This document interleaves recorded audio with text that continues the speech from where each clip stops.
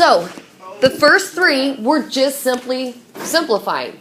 So when we look at the square root of 1, we know at this point that the square root of 1 is going to be a perfect square. So how do I write out my perfect squares? You box it. No. There's one. It is just going to be 1, but how do I show that? Remember, how do I show my perfect squares? I don't know. But I put one. I put the square root sign, the 1, and then what do I put with it? Box. No? We're missing 1, 2, 3 things. The one on the outside. I mean, the one. Oh my God. Would it be a one? What cancels with square root? What's inverse operation with the square root? The squared. So we're going to show that 1 squared cancels with square root, which equals the 1, and then the box. Why? It's just that extra step, just to show that it's a perfect square. Okay, so then we get into the square root of 36, c to the 10th power. There's going to be 2 different ways that we can actually simplify this one. What's one of the ways that I can go to simplify the square root of 36, c to the 10th power? Yeah, simplify it. So factor it. What 2 numbers can I multiply together to get 36? You get 12 and 3. So 3 and 12. And then you type it over 2, 6, and 2 and 3. Okay? And then all these numbers that I've circled, all my factors here, I'm going to come up and put under the square root sign in order from left to right. So 2 times 2 times 3 times 3. And then what's the new thing I have to add in here? C to the 10th. Okay? Yep, so I'm going to circle my pairs and show that my pair cancels with the square root sign. So I'm going to drop the 2 and drop the... And what is 2 times 3? 6. Now, go ahead. Oh, I thought you had to drop the. Don't you have to do something for the C? We are. So now we're going to look at the variable c to the 10th power. 10 even or odd? No. Even. Because it's even, it's going to completely cancel with the square root sign. Meaning it's not going to be, there's not going to be any variable c under the square root sign. Then we're going to have half of 10. What's half of 10? So we're going to have 6c to the 5th. Oh, that's it. That's it. Because at this point, do I have anything underlined or anything that's left under my square root sign? No. The other way that you could do that, I'm going to write it in red. You do not have to write it both ways. I know that the square root of 36 is a perfect square. So how I could have done this was put...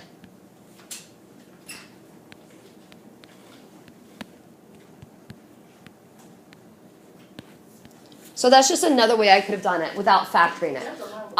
Either way is fine. I'm a visual learner. Sometimes factoring helps me a little bit better than just trying to figure out if each one's a perfect square. Okay, let's go down to the next one here. So now, this is going to be a tad bit different than what we've done on our notes. Who can tell me why? Deja? You got a negative outside of the coefficient. Yeah, the only thing that's different this time, our coefficient on the outside is going to be a negative. But we're not going to worry about that quite yet. What we're going to do first is factor my radicand. So what 2 numbers can I multiply together to get 600? Say it again. 6 and 10. How about 60 and 10? We're going to take 10 and 60. What 2 numbers for 10? 2 and 5. And then 6 and 10. Okay. 2 and 3 and 2 and 5. Well, can you have just did 106? Yeah, you could have done that too. And we're going to get the same prime numbers at the end, right? So now I put my equal sign. As soon as I put that equal sign, what's the first thing I need to write? 2 and 5, 2. No. Oh, the negative 2. Negative 2. Don't forget that coefficient. Negative 2. Then you're going to put 2 times 2 times 2. So I have 1, 2, 3. Okay. And then 3 times 5 times 5. And then 8, 14.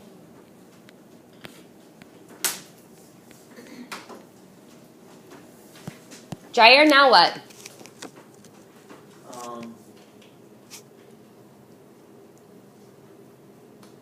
Circle your pairs. There you go. Circle my pairs. So I'm going to write this step out. I've been skipping this step, but just because we have a lot of coefficients, I'm going to go ahead and write this step out. What's the very first coefficient I need?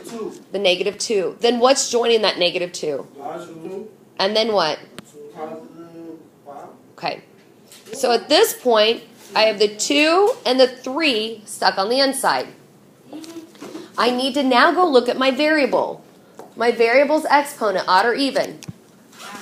Even. Because it's even, it's going to completely cancel with the square root, meaning there's no variable left on the inside. Then we're going to take half of 14, which is, what's half of 14? Half of 14 is 7. Yep, so it's going to be a to the 7th. Then I'm going to look at my radicand. What numbers are stuck on my inside? And 3. And then I'm going to go ahead and simplify. So when we simplify, how many negatives are there? There's an odd amount, right? Because there's an odd amount, it's going to be an automatic negative answer. So what's 2 times 2 times 5? 2 times 2 is 4. 4 times 5 is? It's 20. 20. So we have negative 20 a to the 7. square root. 6. Perfect. Don't even make it. I won't. Thank you for stopping me, though, because sometimes I do, don't I?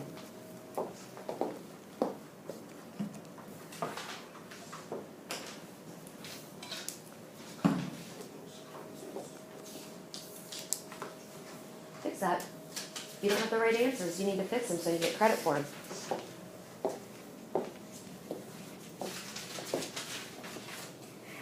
All right, if you're finished with the front side, go ahead and flip your opener over. If you do not know how to complete the back side, one, you should be able to do the adding and subtracting one. But if you forget, you could look at your notes. Or if you totally have no idea how to do it, you could at least go through and factor each of your radicands while you're waiting. Okay, I'm done now. You've done everything you can? Oh, my bad. Jared, did you get it fixed? Yeah. Okay. So we're going to go ahead and flip it over. And we're going to look at adding and subtracting square roots. So as I just said, when we add and subtract square roots, the first thing I have to do is simplify each square root. Now, can I factor 7? No. Nope. So I'm just going to go ahead and leave that as it is.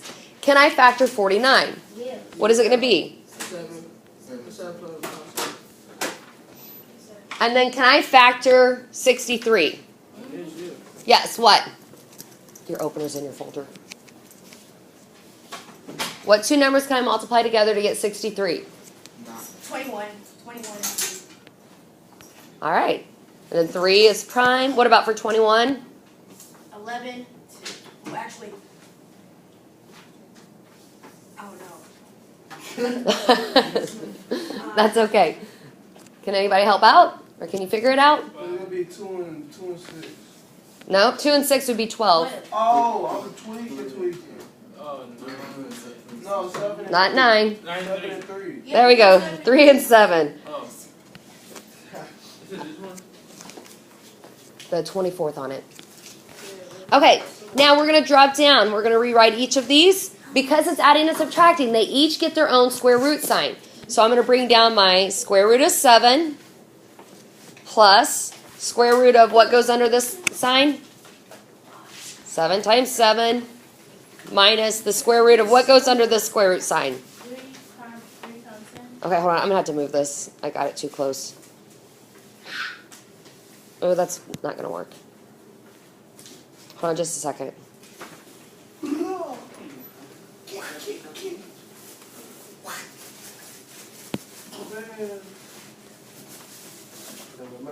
Okay, so minus the square root of, you said 3 times 3 times 7. All right? Now what do I do? Circle pairs. Circle my pairs. And then I rewrite each one in simplest form. So the square root of 7 stays the same. Plus, the square root of 49 in simplest form is going to be what? What? The square root of 49 simplified is going to be what? 7. Just straight up 7. Bring down my subtraction sign. The square root of 63 is going to be what simplified? 3 over 7. I mean, 3 square root 7. Thank you for correcting yourself. Now, last step. Last 2 steps. We're going to combine like terms. When we combine like terms, we're going to look and find similar radicands. I know I gave you one. So what are my like terms here? 7. Square root 7, square root 7. Okay, what's the term that does not have a like term? So we have square root 7 minus 3 square root 7. Then what does not have a like term? 7. The plus 7, right? So when I go to put these in order from least to greatest, what goes first? The 7.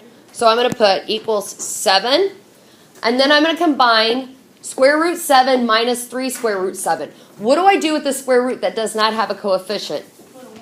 Put a 1. So then we're going to combine our coefficients here. So when I go to combine our coefficients, what am I going to do? I'm going to take 1 square root 7. 1 Negative 3 square minus 3. So what's 1 minus 3? 2. What type of 2? Negative 2. Negative 2. Then what's your radicand? 3.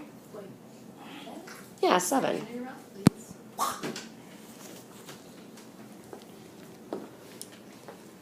Now this won't be on, that part won't be on your quiz tomorrow, but it will be on your test next week. Wait, why are you? So then that's cool. Correct.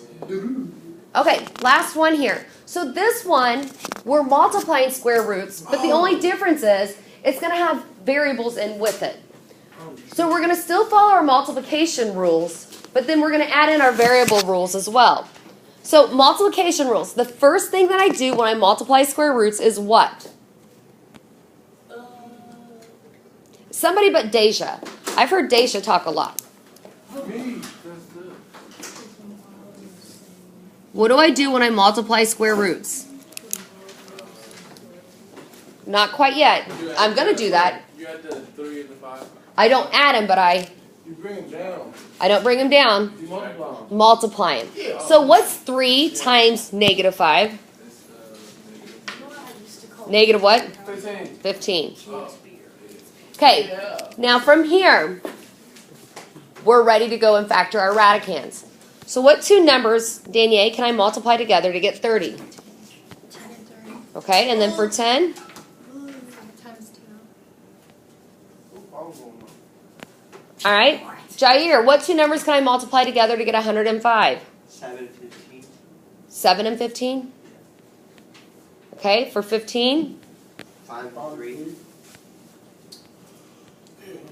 Now, what do I do with all the factors that I just circled, Jalen? Put them in order under one square root sign. So what's that going to look like?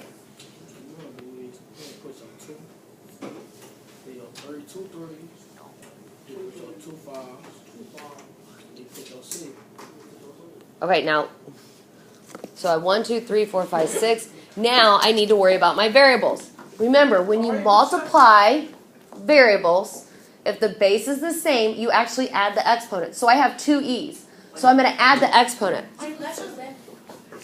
Did I forget something? I did. 1, 2, 3, 4, 5, 6. 1, 2, 3, 4, 5. Because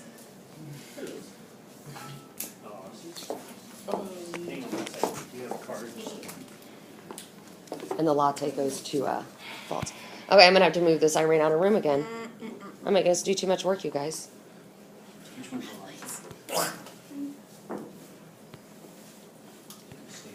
So I'm going to move this all right underneath here. Hey, you know what I call it? Shh, Michael, focus. Okay, here we go. So then I continue adding in my variables. Thank you for reminding me about the 7. So I have 2 e's.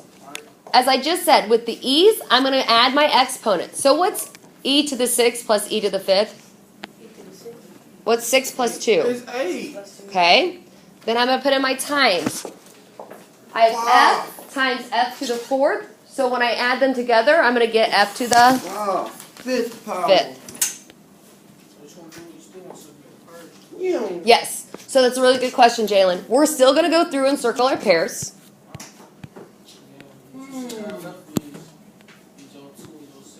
So my 2's going to be stuck under, my 7's going to be stuck under. So before we worry about all that, again, I'm going to write out this extra step that you don't necessarily have to because we're working with some bigger numbers. What's my first number I'm going to put in my coefficient? 3, No. 5. No. Negative 15. And then 3 and 5. Right. Then 3, then 5. Remember, we started with the coefficient of negative 15. That's not a 5. So we have to make sure that we bring that I down. forgot. That's Then not we're a going to do 5. our 3, and then we're going to do our 5. Look, that does not look like a 5. From here, we're going to go to look at our variables. So I have e to the 8th power. Half of 8. Because it's even, it completely cancels. So it's going to be e to the what? 4th power. Okay, nice. Then I'm going to go f to the 5th. Now this is the first odd one we've dealt with today. Because it's odd, I know that one of the f's is going to be stuck under the square root sign. Anytime you have an odd exponent, that variable will be stuck under the the square root sign. Now take 1 off of 5, you get, 4. what's half of 4? 2. So on the outside we'll have f to the, Second power. good. Now on the inside of my square root sign, my radicand, what are the numbers that are stuck on the inside? 3 and 5. No. 2 and 7. 2 times 7, and what variable? L. F. And now we simplify it. 2 times 10. No. Let's start with our coefficient first. We always simplify our outside first. So, how many negatives do I have? 1. Because it's an odd amount, it's going to stay as a negative answer. So from here, we're going to have to take 15 times 3 times 5. Negative 225. Are you sure? That was a I'm not sure, so double Yeah, check. it's negative 225. 225. It's a negative. Oh, yeah. Then what's the variable? To the F to the, second. Oh. and then my square root sign. What's my radicand? What's my number radicand? 14. And then my variable. E. I mean, F. F. I write that. I'm not going to erase it. Nice job.